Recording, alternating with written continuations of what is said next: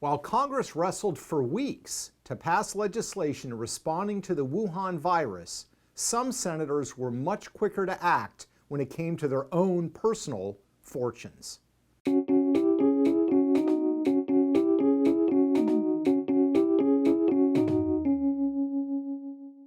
According to their financial disclosures, Republican Senators Richard Burr and Kelly Loeffler, along with Democrat Dianne Feinstein, all sold large amounts of stock in advance of the stock market collapse. Many of these transactions occurred shortly after Congress was briefed behind closed doors by U.S. officials on the potential impact the coronavirus could have on the country.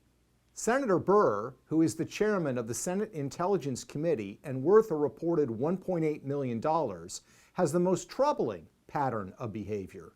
On February the 4th, Senator Burr received a private briefing on how other countries were dealing with the impact of the global pandemic. Burr, who also sits on the Senate Health Committee, received another private briefing on February the 12th. The very next day, Senator Burr sold 33 stock holdings worth between $600,000 and $1.7 million.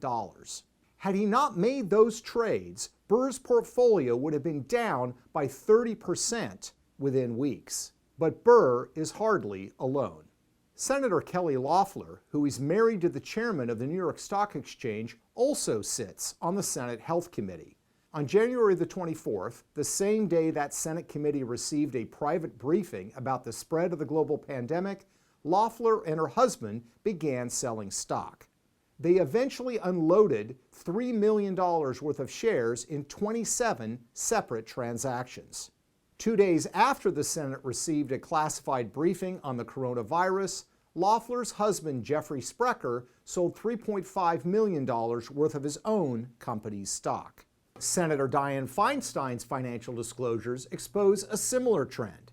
Within weeks of receiving a private Senate briefing, Feinstein's husband unloaded between $1 and $5 million worth of stock. Even U.S. House members got in on the action, with California Congresswoman Susan Davis selling airline and cruise industry stock in advance of the market collapse. Burr says his trades were not based on inside information, but by information gained by watching cable news.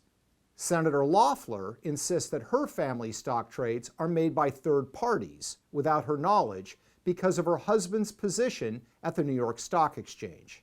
Senator Feinstein makes a similar claim, saying that her funds are in a blind trust. The trouble is, the Feinstein stock trade involved her husband's assets, which most definitely are not in a blind trust. Both senators are trying to create the impression that their trades must have been clean because their assets were in a blind trust.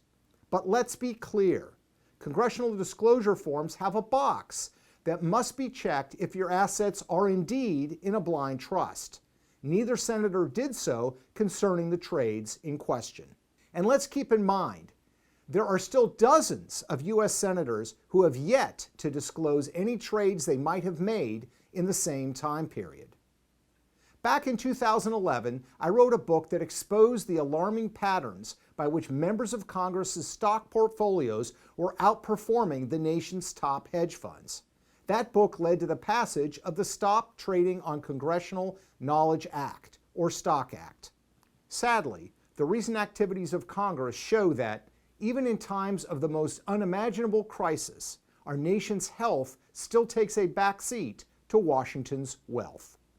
I'm Peter Schweizer, and this is The Drill Down. For more information, contact us on social media or go to DrillDownTV.com.